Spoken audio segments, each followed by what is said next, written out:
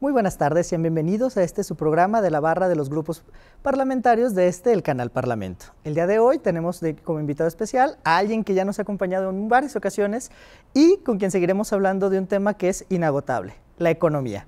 Para esto saludo a mi buen amigo. ¿Cómo estás, Novelo? ¿Cómo estás, mi Dani? Feliz de tenerte nuevamente por aquí. Muchas gracias, ya extrañaba yo aquí el plato. Y creo que también te extrañaban aquí. ¿De qué vamos a hablar hoy? A ver, platícanos, ¿qué hay de nuevo en la economía? Pues mira, yo pensé que ahora sí íbamos a hablar de la película del Guasón, ya van dos que me la... Pues podemos hablar de la película del Guasón y las afectaciones en la economía que se vieron ahí. Fíjate que, ya fuera de broma, aunque la otra vez sí era muy pronto porque íbamos a spoilear la película. ¿La película? Fíjate que hoy me encontré un meme muy interesante, que pues el meme ha sido una especie de caricatura moderna, que de repente sí refleja cosas serias, ¿no? Y era, éxito mundial del Guasón, Latinoamérica se transforma en ciudad gótica, ¿no? Qué fuerte. Y hoy en día tenemos a un presidente en Ecuador que tuvo que cambiar la sede de los poderes, ya regresó, pero bueno, se fue creo que de Quito, ¿no? Tuvo que moverla ahí a la costa. En el caso de Chile también vemos a la gente en la calle. Lo que puedes ver en los titulares originalmente o superficialmente, mejor dicho, es en un caso el alza de la gasolina, que no fue un alza como tal, sino que se quita el subsidio de la gasolina y la gente se desborda en la calle. Algo que ya vivimos aquí en México y que se vivió de manera muy distinta. Exacto. Y en el caso del otro país, va más o menos por donde mismo, ¿no? También empiezan a hacer este tipo de recortes, algunos nuevos impuestos, y la gente dice, no, espérame, porque yo traigo toda esta lista por detrás, ¿no? O sea, no más son estas dos cosas de las que estás hablando, sino un montón de situaciones extras, ¿no? Incluso algunas mantas de protesta muy ingeniosas que decían que un grupo de estudiantes también tiró a Voldemort, ¿no? Entonces, sin duda... Los estudiantes organizados también tiraron a Voldemort. Sin duda las redes sociales y estos fenómenos sociales son cada vez más globales. O sea, a pesar de que se encuentran ubicados en un espacio en específico, se ven impregnados por esta película estadounidense basada en un ícono que es un personaje antagonista de la gran historia de Batman. Exacto. Que toma una fuerza muy grande. No vamos a spoilear demasiado, pero el descontento social parece ser que se encuentra impregnado ya no solamente en sociedades con una característica. Tenemos por un lado a Bolivia, que asimismo se caracteriza por ser un tanto de izquierda, por ser un tanto con un corte de un indígena al frente, con unas características muy propias. Y por el otro lado tenemos a Chile, que había sido el gran ganador de las cifras macroeconómicas del neoliberalismo. Correcto. Era quien Latinoamérica tenía que observar, ver y seguir si quería hacer las cosas bien. Sin embargo, estos movimientos nos dicen, bueno, a pesar de que haya crecimiento, a pesar de que haya muy buenas cosas y mucho por celebrar, también hay cosas que nos han afectado. Ahora, estos fenómenos, ¿cómo los podemos leer a la luz de nuestro país? Eso viene, eso lo pasamos, estamos en el riesgo latente de esto, o en dónde nos ubicamos. ¿Qué es lo que piensas? Híjole, cuando metes el factor humano es como muy difícil tratar de cuadrar las cosas, ¿no? El método científico te empieza a fallar ahí. Acabas de mencionar tú un ejemplo, o redondeaste el ejemplo, ¿no? En el caso de la gasolina y que se redujera el subsidio, allá explotó, ¿no? Y la gente está encendiendo cosas en la calle, las manifestaciones son eso, duras, crudas, directas a pedir ya la institución del gobierno. Aquí pues siempre nos ha costado aceptarlo, nunca nos ha gustado. Se supone que no iba a pasar, efectivamente no pasó, sino que se hicieron algunos ajustes en cuanto al tema del impuesto, y hoy que se vuelve a hacer el ajuste del impuesto, pero al revés, o sea, quitarle, el impuesto sigue igual y la gasolina aumenta inflacionariamente, pero te empieza a quitar el subsidio. Pues otra vez la molestia en México no ha pasado de eso, ¿no? De una molestia. De las redes sociales, quizás algunos comentaristas en televisión y demás. Pero no ha prendido esta mecha socialmente hablando. Y eso es quizás porque el mexicano finalmente tiene una idiosincrasia distinta, ¿no? El argentino, por ejemplo, otra vez, a pesar de que en ese país ya dieron el banderazo, o el cambio de bandera de una izquierda de Kirchner, varios años, varios periodos, el dueño del Boca Juniors, ¿no? Es completamente la derecha. Pues bueno, al no poder reubicar la nave de inmediato, pues también la gente se empieza a desesperar, ¿no? Finalmente para eso contratan, por decirlo de alguna manera, al nuevo presidente de derecha en Argentina. En cambio, en México creo que estamos más acostumbrados a, no quiero decir que a parlotear, pero sí a reclamar, sin necesariamente salir a la calle, sin necesariamente hacer una exigencia más fuerte. Pero ya empezamos a ver sectores que sí se empiezan a preocupar por lo que dices tú. ¿Viene, no viene, cómo viene? O simplemente nos estamos haciendo bolas con un gobierno de izquierda, pero que ha tenido que aplicar muchas políticas económicas de derecha, le guste o no le guste el mismo gobierno, porque no hay otra manera de mantener a flote la nave, ¿no? Hay una cosa muy interesante, hablando del índice Gini, que nos habla de la desigualdad entre las personas de una población. Chile no está muy lejano a otros países de Latinoamérica, pero la riqueza per cápita sí es mucho mayor. Correcto. Realmente están ante una mejor situación y esto explota porque es una sociedad más organizada o menos tolerante, o la situación no se ve reflejada en la realidad de los números. De hecho, por eso me acuerdo de Argentina, porque en Argentina creo que en promedio leen 16 libros al año. El que lee poco. Nos ganan por poco, ¿verdad? Como 15. Más o menos, ¿no? Como por 15. Y el caso de Chile, y me atrevería a decir que Panamá es el mismo. Ok. Traen más de 10 libros, no tengo aquí la cifra exacta, pero traen más de 10 libros per cápita al año, una población formada de diferente manera, una población que busca seguirse formando extraacadémicamente y que quizás eso también le empieza a complicar a los gobiernos cuando no son lo suficientemente rápidos para cumplir promesas, les empieza a complicar el tener controlada a la ciudadanía, y lo digo en el buen sentido, no digo controlado como sojuzgado, sino simplemente tenerla en paz, tenerla tranquila. Y otra cosa, Chile también empezó a ganar privilegios por su buena actividad económica, privilegios que ahora cuando te van a ver a los vecinos, al norte y al sur, dicen, espérame, yo no quiero que me pase eso. Entonces, la población ha decidido, de la manera que tú quieras, empezar a meter freno de mano con tal de no llegar a esos extremos. Sin embargo, cuando ven que el equilibrio entre la representación, entre la efectividad de la aplicación de los impuestos y las tasas impositivas no se da, pues obviamente te empiezan a reclamar. Me viene a la mente, cuando hablamos de Chile, ¿cuál habrá sido uno de los últimos momentos en que tomara la prensa internacional? Y inmediatamente tenemos que rememorar a los estudiantes. El problema que hubo con el sistema educativo, que estaba más basado en no en becas, no en un pago directo, sino en créditos. Y que eso hizo que se levantaran figuras como Camila Vallejo, que se volvió famosa internacionalmente, por estas cuestiones en las cuales llamaban esta palabra que muy pocos entendemos, pero muchos mencionan, neoliberalismo. Decían que las políticas neoliberales estaban afectando a los jóvenes que iban a salir con deudas y que no iban a poder pagarlas. Pero después de eso pareció haber una calma en la cual se tenía como la medalla para los países latinoamericanos. En Chile, tal vez Panamá pudiera ser como otro de estos países que destacaba en el área económica, pero ahora que nos encontramos frente a este reflejo, nos hace preguntarnos si los países que más reclaman son realmente los que peor se encuentran, o si simplemente son momentos en los cuales la sociedad no tolera o no soporta ciertas cosas. Y volviendo a la película que habíamos mencionado, cuando hay recortes en el aspecto sociales, en este caso los de atención médica a la salud mental, que termina repercutiendo en toda la historia, es como una crítica a este Estado que empieza a hacer esos ahorros en estas áreas para enfocarlos en otras. ¿Nos viene un poco a la mente esto? Un poco, o a veces un mucho.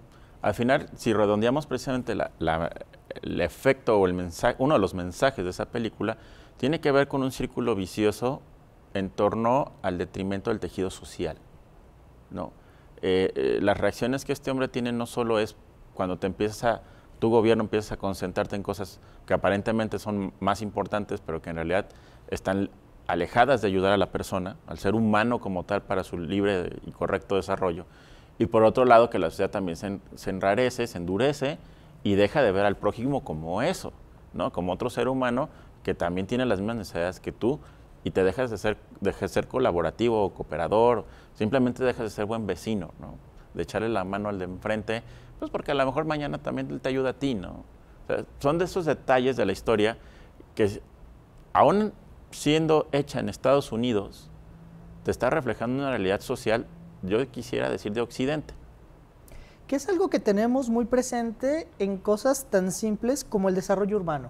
O sea, estos fraccionamientos que se vuelven solamente lugares dormitorio, la gente hace su vida en otros lados y llega solo a dormir, casas en las que no se conocen a los vecinos, en las cuales no se convive, ya no está la plaza pública donde la gente se congrega los fines de semana, donde van y platican, donde están afuera de su casa y se ponen a platicar con la vecina. Todo esto que generaba una especie de tejido social que permitía el avisar cuando había algo malo, el cuidarse y protegerse entre sí, y ahora se ha cambiado por barrotes, por puertas y puertas, y puertas, canceles, gafetes, guardias, perros. Y ahora todo el que es ajeno o todo el que no reconozco es un riesgo. Es un riesgo, efectivamente. Y al final han optado por cuidarse. Ya no solamente estos fraccionamientos o cotos de clase media alta o alta. Ya inclusive vemos fraccionamientos de clases medias y medias bajas que tienen estos canceles y tienen estas llaves y tienen estas puertas para tratar de resguardarse. Y ahora parece que quienes están prisioneros, pues es la sociedad, correcto, no los delincuentes. Correcto, es el efecto de la venta de cerveza, ¿no? Pones todo el rejado para que no te van a hacer nada cuando tú eres el comerciante lícito, ¿no? Claro. Entonces, a veces parecerían pequeñas cosas, pero con el tiempo son como las gotas de agua. Van acumulando y van desgastando el tema social. Y por eso tenemos los resultados que estamos viendo hoy en día. Y por eso esa mensaje, crítica, reflexión, a lo mejor hasta foco amarillo que intentaron los autores de la película con ese guión. Y esto nos lleva a nuestra propia vivencia mexicana. Hay programas sociales, hay una inversión fuerte, hay transacciones directas. Vamos a ver cómo termina este nuevo experimento en la cual no hay intermediario, en la cual no hay reglas de operación claras, y los programas insignia están buscando que la persona se haga responsable del dinero que recibe y que esto solucione varios problemas. Pero esto tiene un costo. Otros programas con un buen, con un mediano o con un mal desarrollo se eliminaron para poder financiar estos nuevos. Exacto. Y también hay recortes en muchas cuestiones. Tenemos lo de las estancias infantiles, que para muchas mujeres significaba la posibilidad de ir a trabajar mientras tenían con suficiente resguardo, con suficiente seguridad a los niños. Seguramente había fallas en el programa, pero representaba un beneficio para muchas. El quitarle programas como esos y otros tantos que seguramente se están eliminando, se están modificando, se están cambiando, también pudiera tener una repercusión, ya que hay personas afectadas. Habrá muchas beneficiadas por estos nuevos programas, pero ¿cómo se va a vivir en las calles todo esto? Mira, si a veces es difícil controlar el programa cuando se hacía aterrizándolo por el órgano intermediario, donde tu gobierno fiscalizabas a uno y no a los 50 que se llevan el beneficio, hablando de las guarderías, imagínate cómo le haces para fiscalizar hoy 50 por guardería. Claro. ¿No? O sea, el tema del destino del dinero, siempre y cuando no tengas otro tipo de control, como lo hablamos en otro programa, es decir, ok, puede llegarte directo, Daniel, pero te lo estoy dando bajo la criptomoneda de gobierno federal mexicano y es con la que le pagas a la guardería. Claro. Incluso yo puedo encriptar la manera de que no lo puedas gastar en otro lugar. Que es un poco estos vales educativos que muchos han propuesto para que la educación se abra y tengamos más opciones y puedas elegir cualquier institución. Correcto. Y puedan ofrecerte y que la competencia ayude a mejorarla. Correcto, correcto. Y ojo, tú conoces muy bien a la UDG. Por supuesto. Y el tema, antes que cualquier otra cosa, es el cupo. Sin duda. Y si yo gobierno, te tengo que de alguna manera asegurar la educación, pues no estaría de más ejercer el gran presupuesto que tiene una UNAM, una UDG y las otras universidades públicas, pero que día a día con la infraestructura, por más intento que le sigan haciendo, y Jalisco es un muy buen ejemplo, porque está el de la costa y el del sur del estado, y ahora vamos por Tlajomulco y demás, pero aún así la demanda es muchísima. Es muy interesante que menciones la UDG, porque es el ejemplo más vivo que tenemos en este país de ampliación de cobertura. Ampliación de cobertura. Tiene una quinta parte del presupuesto de la UNAM. tiene alrededor de 280,000 estudiantes. Está entre las 7 universidades con más estudiantes de toda Latinoamérica, entre las 20 con más estudiantes de todo el mundo. Tiene un presupuesto por estudiante menor a la media nacional. O sea, no hay universidad más eficiente ¿En el gasto? en el país, en el gasto por estudiante, con tanta cobertura, y el gran problema que suele llamarse a la universidad es el cupo.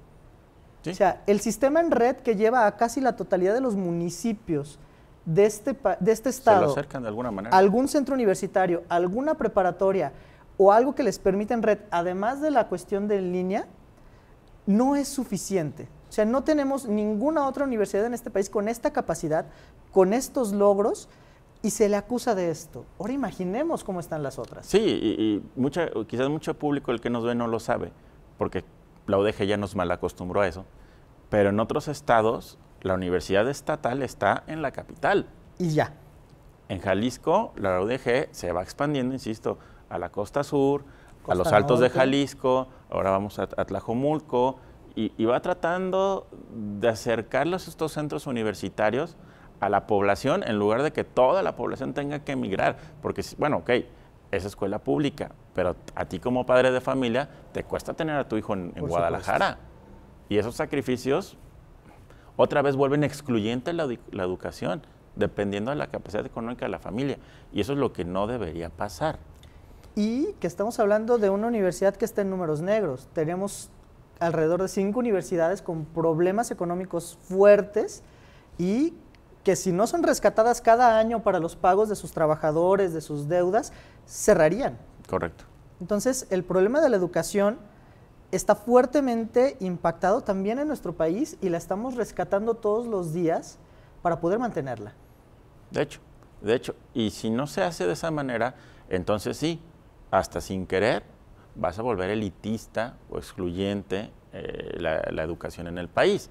O sea, tenemos la fortuna de, en México, tener un sistema mixto, donde tenemos grandes universidades privadas de muy buena calidad, hay que decirlo, porque Sí, claro. las universidades privadas ¿Tú muy sabes de eso? consolidadas, las universidades privadas bien consolidadas, la verdad es que tienen reconocimiento internacional. ¿Qué te parece si seguimos hablando de esto después del corte? Muy bien.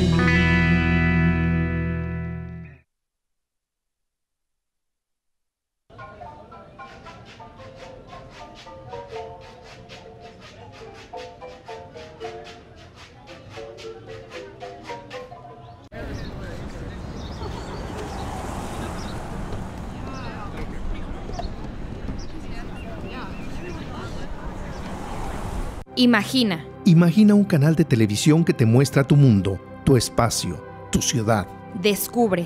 Descubre el canal que te presenta la política desde su raíz, sin matices, sin interpretaciones, la política tal cual es. Siente. Siente la emoción del debate, del coincidir y discernir postulados, ideales, propuestas. Piensa. Piensa en un mejor estado, en una mejor ciudad, en una sociedad que verdaderamente es representada por sus diputados, elegidos por el voto libre de cada jalisciense. Expresa. Expresa tus opiniones, tus comentarios, tus ideas en esta ventana abierta al diálogo entre el Poder Legislativo y los ciudadanos. Somos el canal Parlamento del Congreso de Jalisco, la Cámara de la Gente.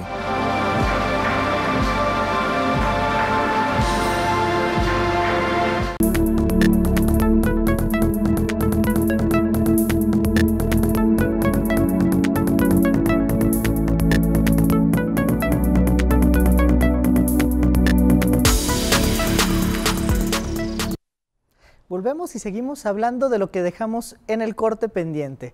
Y hablamos de cómo la educación en Chile fue algo de lo que generó parte de estas protestas sociales y cómo en México también estamos vislumbrando que si no se hace algo con el financiamiento, si no se mejoran las formas, podríamos estar en riesgo. Correcto, porque, insisto, ya cuando empiezas a aislar a la población de la educación por un factor económico, te estás volviendo, quizás inconscientemente, quizás involuntariamente, pero te estás volviendo excluyente. Sin duda. ¿No? Y recordemos que en este país constitucionalmente está garantizado el derecho a la educación hasta ciertos grados, pero tienes que facilitar el acceso de alguna otra manera al superior, sobre todo de licenciatura por lo menos, ¿no? En Estados Unidos vemos una realidad distinta, porque sea la estatal de no sé dónde o la privada de ese mismo estado, cuestan mucho. Sí. ¿No? Sabemos que uno de los main issues de la gente en Estados Unidos, junto con su hipoteca, la hipoteca de la casa, es tener dinero para el pago de las universidades. Y aún, insisto, aún en el sistema público, aún en las universidades públicas. Hoy en México, por el lado privado, se ha recurrido también mucho a eso. Ok, vamos financiándote los 4 o 5 años de estudio y pagas un porcentaje después. O sea, me pagas un poquito de la colegiatura hoy y mañana que tengas trabajo, pues sí, sales con una deuda. Y sin embargo, al final suele ser no tan pesada, ¿no? La mayoría de las universidades ni siquiera, que hacen esto, ni siquiera te hacen manita de puerco después para que pagues.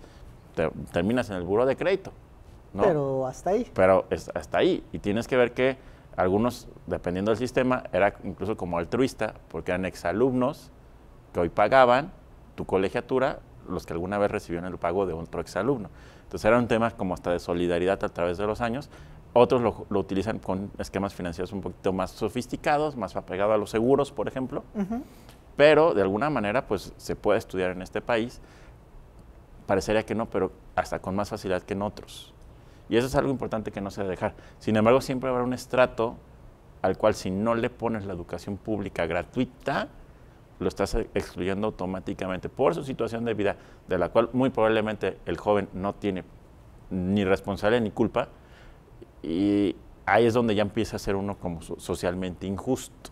Pasamos de las primeras generaciones en las cuales llegaba el primer hijo que había estudiado una licenciatura, el primer hijo que era profesionista, a una masificación también de estos profesionistas que no están encontrando la promesa de la fuente de trabajo bien remunerada. O sea, antes no tenía acceso a la educación en grado superior. Ahora tengo acceso en un número importante en grado superior, siempre habrá falta más, pero no estamos aprovechando esa mano de obra calificada, no estamos teniendo la bolsa de trabajo para todos ellos, que nos viene ahora un problema de frustración de profesionistas que están a bordo de una plataforma sirviendo de choferes o con un pequeño negocio, si es que bien les va en algunas ocasiones. Entonces parece que estos problemas suelen ser mucho más complejos y terminamos llegando a lo mismo, a la economía. Si la economía de un país no genera lo suficiente fuerza, el suficiente impacto y crecimiento, a todos termina por afectarles. Correcto. Bienvenidos, querido público, en la segunda sección de este programa, Economía para Dummies. Así vamos a explicar un poquito de eso. ¿Por qué, Dani? Porque al final todo está conectado. Y tienes razón. En los 60s empezamos a ver este boom de personas que tenían acceso a obtener su título universitario. ¿No? Quizás todavía desde los 50, pero en los 60 ya fue mucho más claro. En los 70 era clarísimo, ¿no? Ya los mundiales y las olimpiadas de este país fueron hechos por puro licenciado y puro ingeniero, ¿no? Okay. O sea, gente egresada orgullosamente de la UNAM, de la UDG, etcétera, ¿no? Y eso pues pintaba muy bien para el país, ¿no? Porque independientemente de si se desarrollaban o no se desarrollaban, que pues es la época, el TEC de Monterrey y otras universidades privadas, el Estado estaba pudiendo cumplir con esta labor. Hoy en día tenemos un cambio de paradigma mucho más fuerte. Yo hablo de los 80, 85 para acá. O sea, tampoco es tan nuevo el tema, ¿no? Son más o menos 30 años hacia atrás. Donde todavía en esa época, 60, 70, tener la licenciatura y apegarte a una buena empresa te garantizaba el futuro. Incluso con el tema de la pensión, incluso para el retiro. Los bancos, y yo soy testigo de eso, tenían un seguro de salud buenísimo, muy superior incluso a lo que el gobierno te estaba ofreciendo, incluso superior al que hoy los mismos bancos ofrecen. Se tuvo que ir acabando precisamente por la capacidad, por el tema económico del país, por otras circunstancias. Pero vaya, un jubilado bancario tenía dos grandes fortunas en la vida. La pensión que podía tener, que a veces era doble, porque se podía pensionar por el IMSS, lo pensionaba el banco, y además tenía el seguro médico del banco hasta que muriera, para él y para la esposa, o al revés, ¿no? O para el esposo. Seguros de cobertura no amplia, amplísima, ¿no? Las estadías en los hospitales, prácticamente lo que no pagaban era el dentista. ¿Por qué? Porque a diferencia de un seguro de gastos médicos de hoy, que te puede dar la empresa, también te pagan las medicinas. En la farmacia, ¿eh? No necesariamente, no tenías que estar internado para que te las pagaran. Entonces, esos seguros bancarios era el mayor atractivo para que la gente buscara trabajar, ¿no? Para jalar talentos, que era lo que buscaban los bancos en ese momento, ¿no? Entonces, eso va evolucionando. Hoy en día las empresas no necesariamente dan tantas garantías. Porque hay un mercado muy grande de personas con profesión, con título, que quiere trabajar. Y porque el país también, la economía se fue moviendo. Acuérdate que México, hablando en el caso específico de México, pero también en Estados Unidos, nos iba muy bien en los 60s y los 70s como nación. Sí. De hecho, se hablaba del milagro económico mexicano, y la verdad es que cualquier trabajador con un trabajo digno, estable, que era capaz de comprar una casita y en aquella época seguramente un bochito, un suru, que era quizás lo más accesible, pero todo el mundo le alcanzaba para tener un cochecito y moverse, ¿no? Quizás no era como el American Dream, pero era suficiente para tener... Tenías casa, podías mandar a los hijos a la escuela, tenías incluso un coche en que moverte. Y vacaciones. Y vacaciones, sin ser millonario. Claro. O sea, era la clase media mexicana, ¿no? Que alcanzaba para bastante, para un nivel decoroso de vida. Oye, no le enseñan bien el inglés a mi hijo, me alcanza me esfuerzo tantito, le aprieto aquí, puedo pagar esas clases extras y que tenga una mejor preparación, ¿sabes? Eso es lo que pasaba mucho en los 60s, en los 70s. En los 80s nos empieza a cambiar el paradigma junto con Estados Unidos y junto con Canadá, ¿no? Por eso me refería a esto de ser la economía para dummies. Ojo, en ninguna de estas etapas, aunque la plataforma era mucho más pareja, 60, 70 México, nadie te ha regalado nada económicamente. Claro. El tema es que la estructura, el sistema te daba para mantenerte económicamente. Pero toda la vida ha existido gente, y aquí en México podríamos mencionar a los Serviche, a Lorenzo Zambrano, etcétera, etcétera, etcétera, que se han tenido que poner las pilas para hacer cosas grandes. Y toda la vida ha pasado lo mismo, independientemente de cómo sea la plataforma económica o no. ¿Cuál es el gran problema que veo hoy? Que de repente nos dio por apuntalar a las startups, a los pequeños emprendedores, cosa que estaba muy bien. Y de la noche a la mañana es otro programa que no se ve como esencial. Y yo te diría, entonces, ¿quién va a satisfacer esa demanda de empleos de la que tú mencionabas? Porque tampoco estamos en situación de regenerar una burocracia paraestatal. Que al final termina siendo un círculo vicioso. Y pedir al Estado que el Estado, y que el Estado no puede cubrir esos recursos porque no genera riqueza. Exacto. Entonces, ¿qué pasa hoy en día? Sí, qué bueno que tenemos acceso a las licenciaturas, mínimo a las licenciaturas, ya no digamos después, ¿no? Pero mínimo a las licenciaturas, Pero, por otro lado, es cómo los estás dotando de algo, o de la chamba, o de la oportunidad de ser ellos los generadores de los empleos.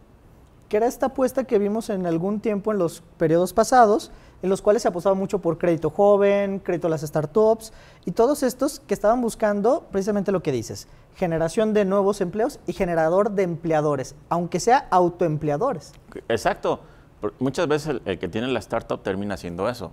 Se está autoempleando él y 3 cuates más, ¿no? Ellos o su familia. Ellos y su familia, o los mejores amigos se juntaron para realizar un proyecto de negocios. Los compañeros de la escuela. 2 de ellos se mantienen en sus empleos, los otros 2 no, exactamente, pero empiezan a generar riqueza. Y fíjate, cuando pasa eso, el que mantiene el empleo y los que no, pues bueno, está haciendo funcionar una empresa uno como empleado, pero al mismo tiempo ya está generándose riqueza por el otro lado. Y esa riqueza también al final termina siendo para el país. Sin duda. ¿No? Hoy en día, ¿qué tiene que hacer el mexicano? Pues echar a andar ese ingenio tan típico, ¿no?, que traemos en la genética para poder generar dinero de otras maneras. No solo es un tema, porque luego se lo acusan, es que los millennials ya no quieren. Pues sí, pero tampoco los millennials tienen dónde, ¿no? Sin duda. O sea, por un lado, sí, ciertamente buscan otros esquemas de empleo, otras realidades de contratación, otras realidades de prestaciones y de flexibilidad de horarios, pero tampoco hay mucho de dónde agarrar, ¿no? Y eso pasa, los compañeros aquí mismo del canal, los que han estudiado comunicaciones, no lo sabrán decir, lo difícil que es su mercado laboral, porque las opciones son pocas. Y los egresados son muchos. Los egresados son muchos.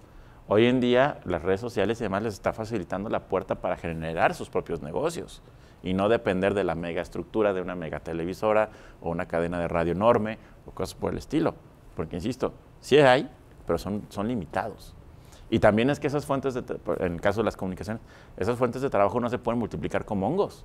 Las barreras legales de acceso para que tú tengas una televisora, una estación de radio, son muchas, más allá de la inversión económica que necesitas para tú, como empresario, mañana poner una estación de radio, ¿no? Entonces tampoco es que salgan estaciones de radio o de televisión todos los días en el país, ¿no? Terminan haciendo sus canales y Exacto. Si logran tener suficientes impactos, empiezan a ganar dinero de lo que les paga una empresa como YouTube o alguna otra. YouTube, Google, o incluso hacer comerciales propios, ¿no? Aprovechando esa misma audiencia y demás. Muy famoso en Instagram con estas influencers que terminan anunciando productos para el cabello para que tengan los chinos definidos. Exactamente, de esos que usamos tú y yo.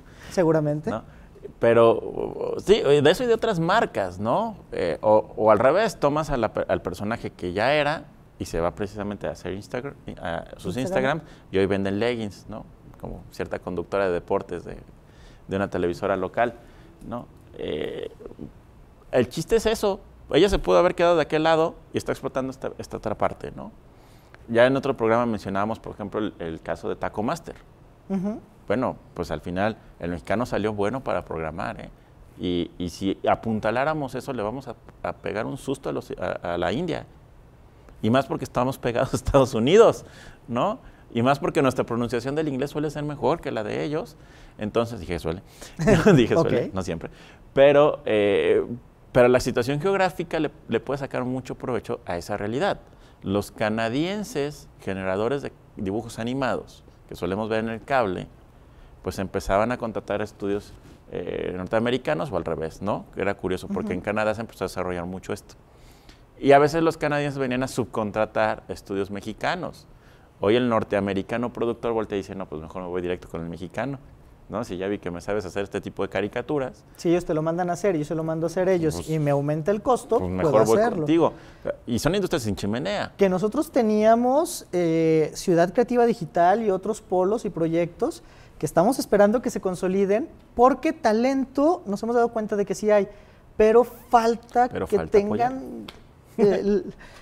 faltan muchas cosas, no solamente voluntad política, porque estos ecosistemas generalmente funcionan más por sí mismos. Correcto. O sea, cuando Silicon Valley creció, nace, se desarrolla y se vuelve lo que es, era porque eran bodegas a bajo costo.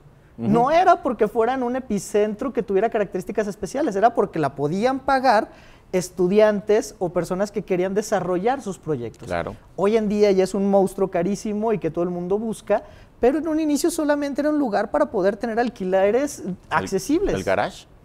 Y era como las grandes el sueño de cocheras. Google y todas las que nacieron en un garage, Amazon, que esperaban poder hacer lo mismo y muchas lo hicieron. Muchas Muchas lo han lograron generar proyectos mundiales y muy grandes que han generado muchos recursos, dejando atrás este paradigma de la materia prima y la transformación de la misma. Insisto, sin chimeneas. Sin chimeneas. Sin chimeneas. Y ojo, y el mexicano le puede apostar mucho a eso, a pesar incluso de las recesiones, porque, bueno, citábamos al inicio del programa lo que está pasando en Sudamérica.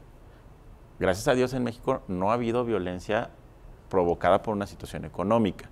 De entrada porque todavía no nos pega tan duro, quizás no lo sentimos tanto en el bolsillo. O porque le tenemos miedo a la otra violencia. Y le tenemos miedo a la otra violencia, en cierta manera. Pero hay que darnos cuenta de que los números son fríos, Daniel. Sí. Y como dices tú, los números no tienen color, ni son de izquierda, ni son de derecha. La realidad, y ya lo mencionaste en otros programas, ya estamos a finales de octubre. Yo te dije, dame octubre para decirte si estamos o no estamos en recesión. Muy bien, vamos a saberlo. Tú dinos, ¿estamos o no estamos ya en una recesión? No la debías.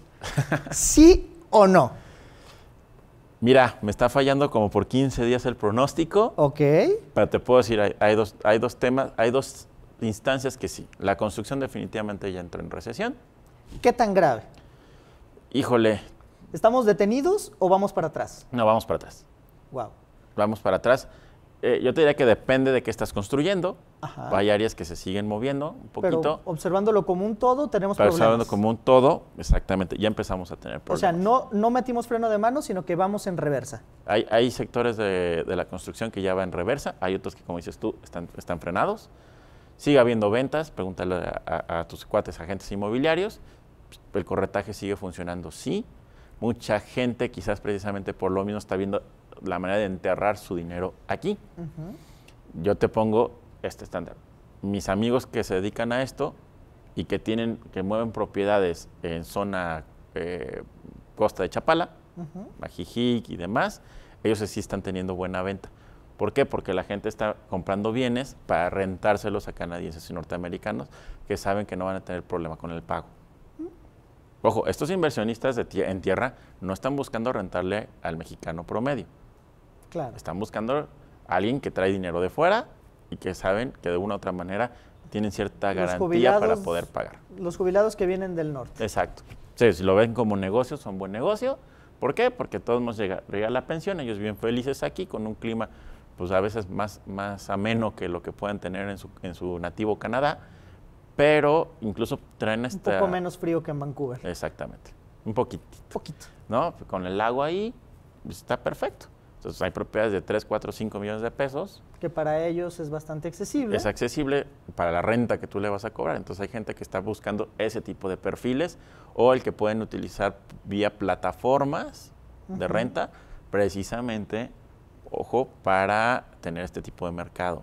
El estudiante extranjero que trae segura la renta, el jubilado que de todos modos aquí va a estar por lo menos el invierno, entonces tienes de 4 a 6 meses asegurada la renta, detalles por el estilo.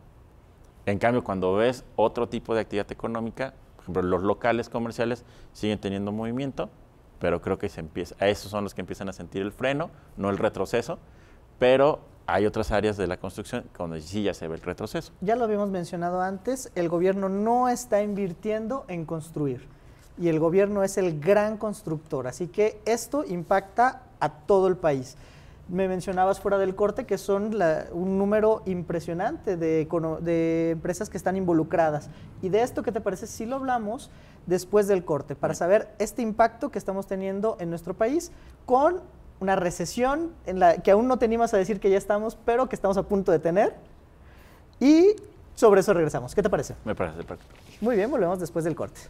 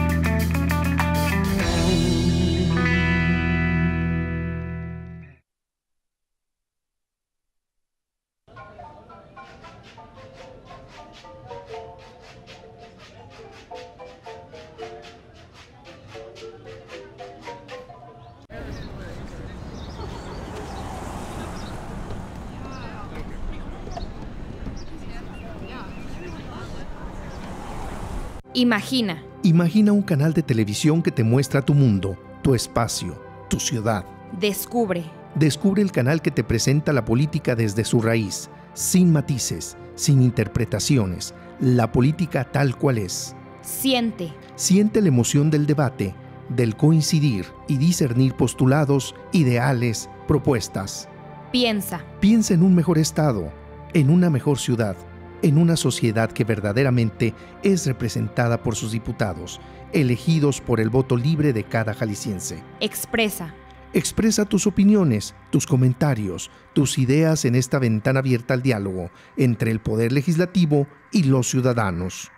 Somos el canal Parlamento del Congreso de Jalisco, la Cámara de la Gente.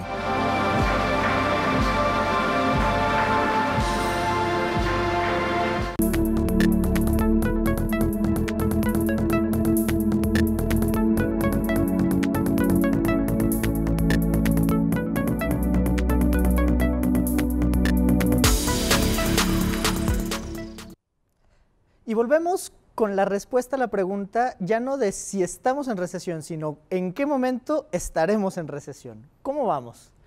¿Cómo vas para Navidad? Dime tú. Vaya, Navidad, que es la época de crecimiento. ¿Realmente esperamos que nuestro mejor momento se vuelva el peor? Mira, noviembre va a ser de mucha incertidumbre. Diciembre va a ayudar, como si suele pasar, a que haya movimiento de dinero en la calle, lo cual no necesariamente te va a servir para revertir. Ahora, recuerda que factor diciembre nos dura 45 días, ¿eh? Porque ya para la primera quincena de diciembre, otra vez la gente está tratando de agarrar aire, si no es que antes, ¿eh? Estoy hablando de las industrias medianas para arriba. A veces el de en medio no tanto. Entonces, ahí es donde uno tiene que tener precaución de qué va a hacer con su dinero en lo particular. Con lo que estás diciendo, estoy queriendo pensar que si el factor diciembre nos dura 45 días, ¿el factor enero nos va a durar 10 meses? Probablemente. No te puedo decir que sí, ¿por qué? Porque depende, vaya, si te digo que sí, sería como una condena porque no hubiera manera de modificar la situación. Ok. Pero sí existe. O sea, técnicamente es, si no hacemos algo distinto, Yep. Si no cambiamos, si no llega un factor externo, vamos a tener una economía en recesión. Correcto. Durante más meses de los que deberíamos de aguantar. Correcto, correcto. Ese es el tema. No, las cosas no están escritas y parte precisamente de la intención de la charla de hoy tiene que ver con eso. O sea, darnos cuenta que una cosa es agarrar una ruta y otra cosa es darnos cuenta que estamos o no estamos amarrados de manos para cambiarla. Ya sea freno de mano, otra dirección, regrésate tantito. No estamos. ¿Por qué? Insisto, los números son duros, Daniel. De agosto, diciembre y lo que sigue, hemos tenido el cacareado crecimiento de 0.1%. Wow. ¿No? En el mismo periodo del sexenio anterior fue del 1.6. Que era muy malo. Era muy malo. Era muy malo discursivamente el crecer a menos del 2%. 1.2 hace 2 sexenios. Y hasta el señor Vicente Fox, con el primer cambio de poderes, tuvo el 0.2. Vaya, entonces estamos ante el peor crecimiento económico de los últimos 4 periodos presidenciales. Te lo pongo también en cifras. Al término del sexenio anterior, tuvimos 37 trimestres continuos de crecimiento. Ok. Hoy vamos por 3 trimestres sin crecimiento. ¿De cuántos llevamos? De 3. 3 de 3. 3 de 3. Entonces, insisto, yo estoy tocando números, no otra cosa. Sí. ¿No? Y finalmente los números nos están indicando eso. Oye, ¿los ajustes pueden generar también esta situación? Sí. Vienen cosas buenas, vienen cosas que pueden impactar un poco en los números. Hablábamos antes del corte de la construcción.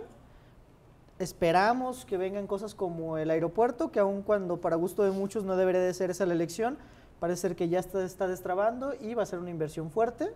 Todavía creo que acaban de llegar nuevos amparos, pero ahora de los dueños de los terrenos. Correcto. Veremos si eso termina por solucionarse e impactar en la construcción a nivel nacional. Viene Dos Bocas, viene el Tren Maya. ¿Será suficiente? Va a ayudar. Va a ayudar. Va a ayudar. Tienes que ver una cosa, como gran constructor que es el gobierno, ayuda a la movilización de dinero y la construcción está ligada a otras 49 ramas más o menos, con 50, 49 ramas. Por eso se nota que hay dinero cuando se está construyendo, no solo por lo que implica construir, sino por la derrama que hay alrededor. Y eso es parte de lo que no está pasando hoy en día. Dos, necesitamos factores de certidumbre. Como dices tú, ok, por lo menos ahora sí se construyó un aeropuerto. No el que todo el mundo quería, pero uno. Y eso tiene que implicar derrama económica forzosamente. ¿Cuál es el problema? Los otros anuncios, los otros avisos que le da la actitud de una administración en turno o no. Y eso le pasa a cualquier país.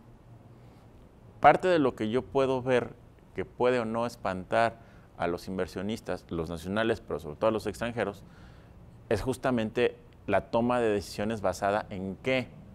En caprichos, en gustos, en acuerdos con los cuatro. Que es algo que sí tenía el neoliberalismo, ¿no? Sí, claro. Que decían, bueno, si los datos, las cifras, las estadísticas nos dicen que es por este camino, tomamos ese camino.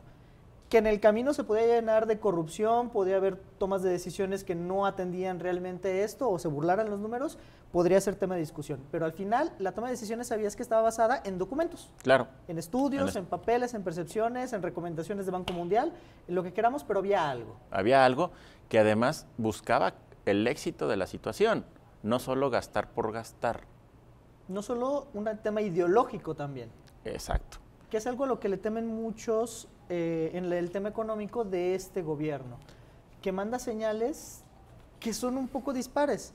Por un lado, me parece que no hay nada más neoliberal en este país que el Tratado de Libre Comercio. Con los nombres cambiados que puedan tener, no hay nada más neoliberal de algo que fue un logro de un presidente que muchos odian. Completamente neoliberal. Completamente neoliberal, que estudiante de Harvard, egresado de Harvard, y que era la gran entrada al neoliberalismo. Y lo que ha hecho este gobierno es defender por todos los medios que se mantenga y que crezca este tratado. Claro, porque de alguna manera mueve la economía. Porque es conveniente. Y enclavados después de tantos sexenios en un tratado de libre comercio, dime tú si vas a rescatar la economía cerrando al país hoy en día. Sería como un... ¿O qué vas a hacer? ¿Sustituir eso por abrirte más a Europa y Asia? ¿En cuánto tiempo podrías generarlo?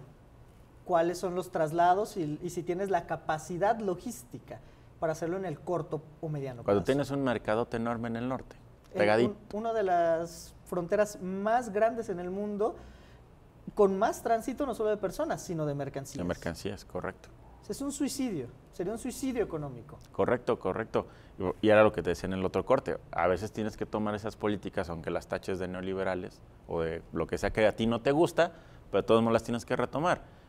Y es que el mundo también cambió. Pero podemos tomar eso como una buena señal. Creo que nadie quisiera que se cerrara esa frontera de manera económica. Hay una gran derrama que llega y beneficia a muchas familias tangiblemente, que genera mucho empleo, tanto aquí como allá. Y de los tres lados. Y sí, hablando de todo el norte. A veces a los canadienses no los vemos, pero México es un enorme mercado de comida para perro, que tienen inversión canadiense atrás, porque ellos son grandes fabricantes de alimento para mascotas. A veces, insisto, no los vemos o vemos todo en inglés y pensamos que todo es americano. La verdad es que a Canadá también le funciona este negocio, ¿eh? Y ahí viene ese rumor, run, de hacer un mundial de fútbol entre los tres. Sí, claro. Es por algo. Y esa es una gran señal que creo que todos aplauden al final del día, tiros y trillanos, a el presidente y a sus decisiones macroeconómicas. Sin embargo, hay otras que nos dicen que no es pragmático, que el beneficio económico y esto no es suficiente y que sí ha asustado a muchos en el tema macroeconómico que impacta en lo microeconómico. Correcto. Cuando te pones en los zapatos de un inversionista extranjero, de repente ves estas buenas señales por un lado y otras que no te gustan tanto. Y al final en cualquier país vas a encontrar algo por el estilo. El tema es eso, a la gente que sabe mover el dinero por dinero, porque les gusta la inversión y a eso se dedican. La verdad es que sí toman en cuenta los factores subjetivos. Y un factor subjetivo es como esto que estamos hablando, de tomar una decisión sobre las rodillas en contra de los datos técnicos. Cuando vemos que aparte de los miembros del partido en el cual se encuentra el presidente o del que surgió el presidente o que creó el presidente, como quieras mencionarlo, hablan de un boicot a una empresa o a un consorcio de empresas que es parte de nuestros vecinos con los cuales tenemos tratados de comercio, pues creo que es una señal que puede impactar negativamente en muchos que quieren invertir o abrir mercado. Claro. Claro, porque si ya fuiste, tienes la posibilidad de sembrar ciertas semillas en la psique de la población de un país, y entre esas va aquella que a marcas de tu país, de donde tú vienes a invertir, les ponen un cierto estigma, nada te garantiza que después no seas tú el malo de la película. Claro. Entonces, yo tampoco me meto.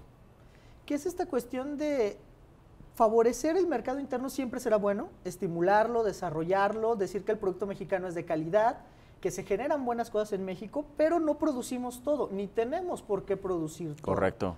Entonces, estos intercambios sí benefician cuando podemos obtener buenos productos a mejores precios, a lo mejor manufactura de estos propios productos en nuestro país que genera muchos empleos, y esto es una buena relación comercial.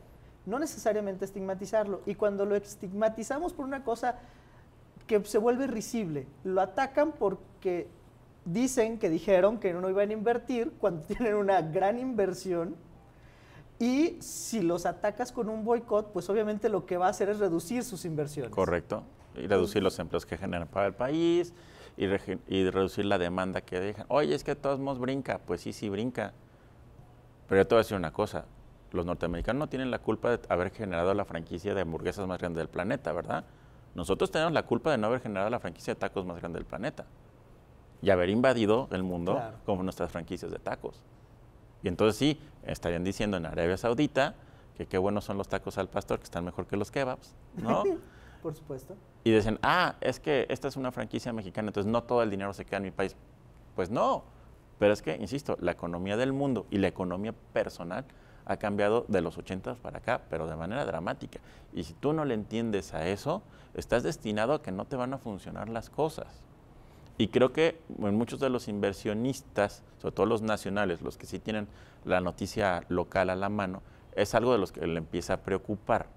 Que por un lado tengas estas señales del TEMEX o el nuevo TLC. TEMEX, como le quieras llamar. Y por el otro lado tengas señales donde dices, uy, esa política la vio mi abuelo.